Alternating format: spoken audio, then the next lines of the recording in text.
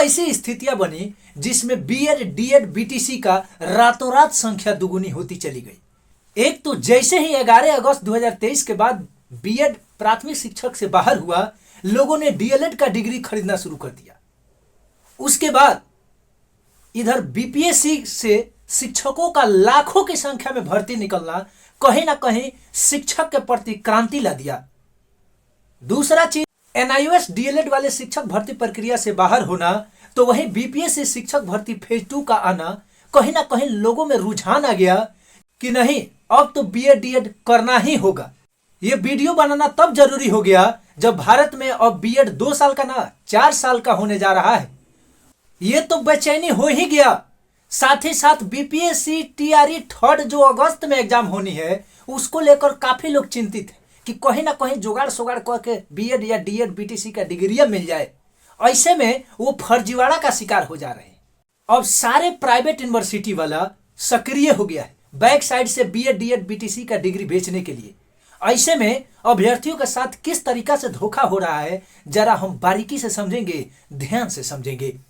देखिए होता क्या है, एनसीटी द्वारा हर एक यूनिवर्सिटी या फिर कोई कॉलेज हो, उसके लिए एक फिक्स सीट होता है कि इतना ही आप बीएड का डिग्री करा सकते हैं। ऐसे में होता क्या है कि वो तो अपना एडमिशन ले लिया, लेकिन जब आप जाएंगे, आप पैसा देंगे, तो आपको भी कहेगा आइए ना डिग्री दे देते हैं। ये सब चीजें सारा प्राइवेट यूनिवर्सिटी कर रहा है, तो उसमें आप करवा लेते हैं, लेकिन आपको पता नहीं।